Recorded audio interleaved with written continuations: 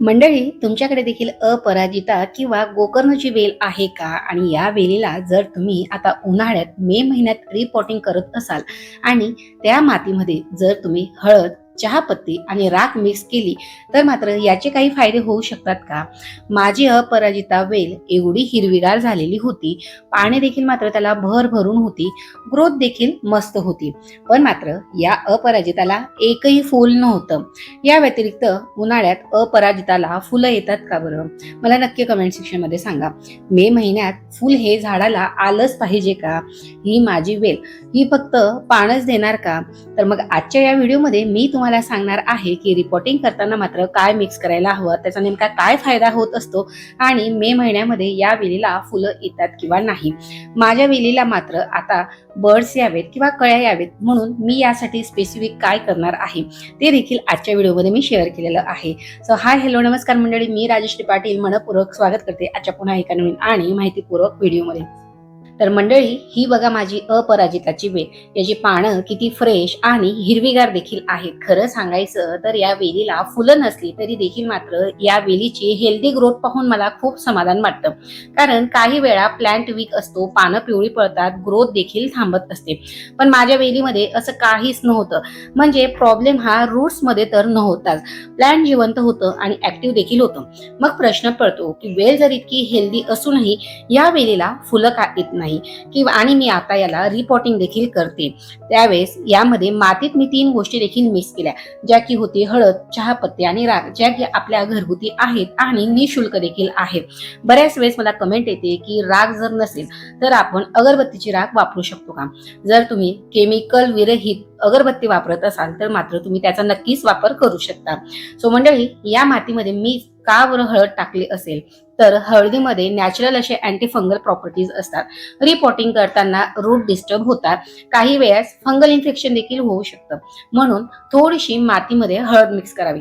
पण मात्र जास्त हळद टाकली तर याने माती देखील हार्ड होऊ शकते किंवा कडक होऊ शकते. म्हणून हळदीचा वापर देखील बेतात करावा.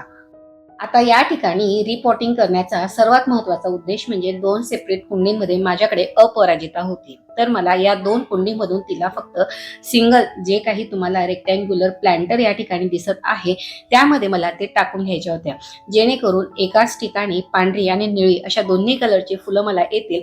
आणि सर्वात महत्वाचं म्हणजे ही जी काही कुंडी आहे या वेलींसाठी मात्र बेस्ट अशी आहे. सो यासाठी मी यांना रिपॉटिंग करून घेत होती. मंडळी, उन्हाळा रिपॉटिंग साठी बेस्ट असतो, फक्त त्याची थोडी काळजी घ्यायची असते. जर तुमचा प्लांट वीक असेल तर मात्र या सीझन मध्ये तुम्ही रिपॉटिंग ही अवॉइड करू शकतात. यानंतर मी या ठिकाणी वापर केलेला होता तो म्हणजे चहापत्तीचा, जी की मातीला फ्लफी ठेवत असते. शिवाय जे काही मॉइश्चर असतं मातीमधलं ते देखील ते मेंटेन करत असते किंवा धरून ठेवत असते. पण मात्र या ठिकाणी एक मिस्टेक खूप लोक करत असतात. जर तुम्ही यूज केलेली चहापत्ती वापरत असाल तर मात्र तिला धुतल्याशिवाय डायरेक्ट कुंडीत वापरू नका.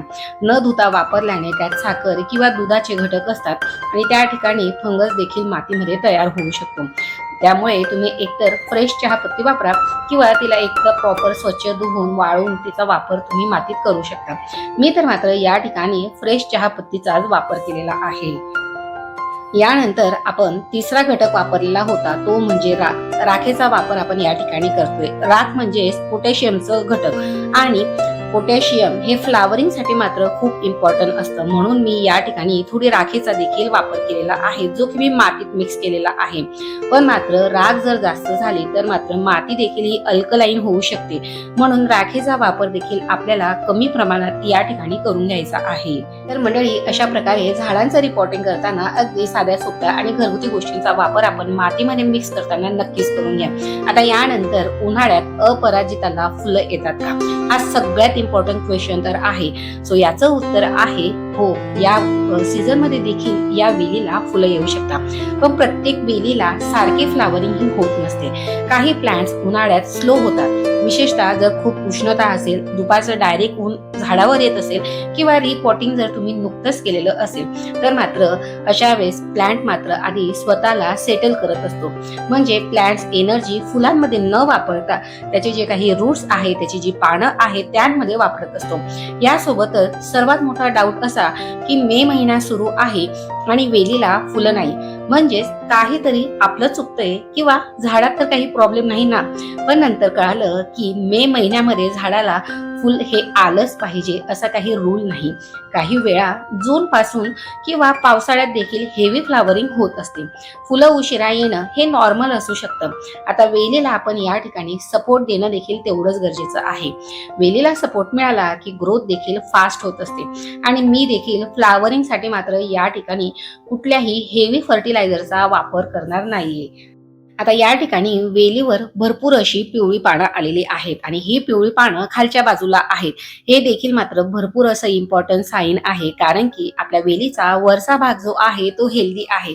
सो या ठिकाणी न्यू ग्रोथ देखील ग्रीन आहे. नवीन ग्रोथ ग्रीन आहे म्हणजेच प्लांट हे पूर्णपणे रिपोर्टिंग झाल्यावर देखील वीक झालेलं नाही.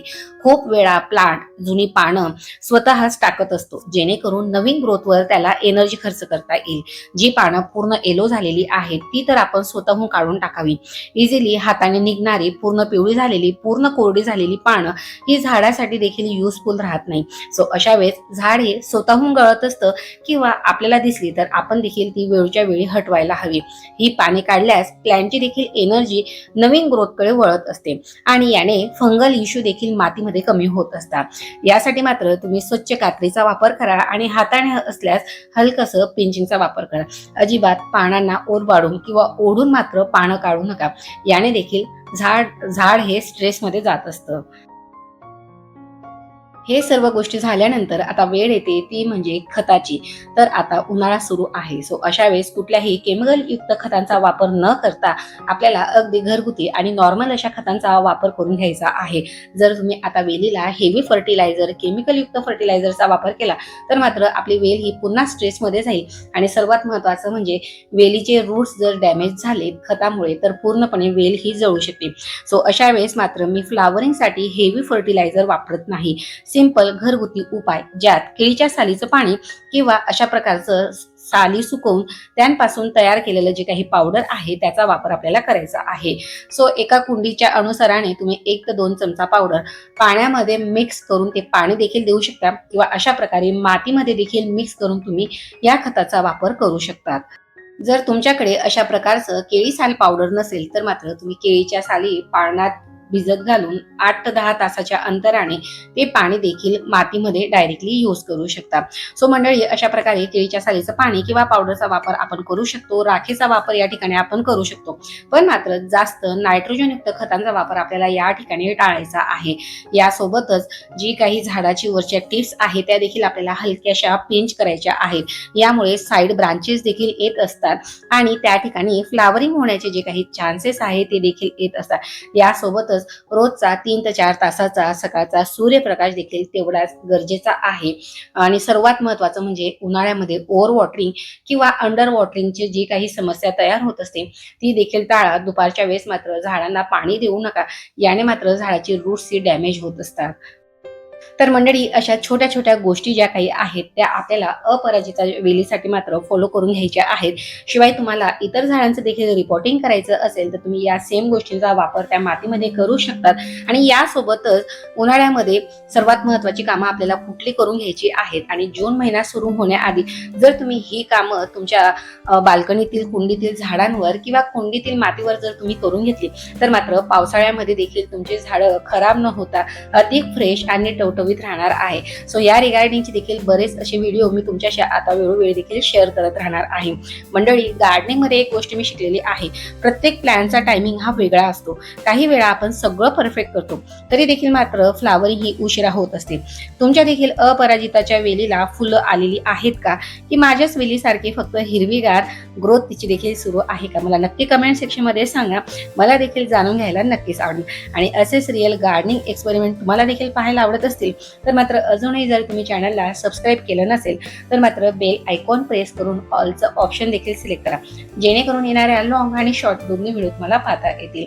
चला तर मग मंडळी, आजचा हा व्हिडिओ तुम्हाला नक्कीच युजफुल ठरला असेल तर मात्र तुमच्या मित्रमैत्रिणींसोबत देखील शेअर करायला कंजूसी करू नका. भेटूया पुन्हा एका नवीन आणि माहितीपूर्वक व्हिडिओमध्ये.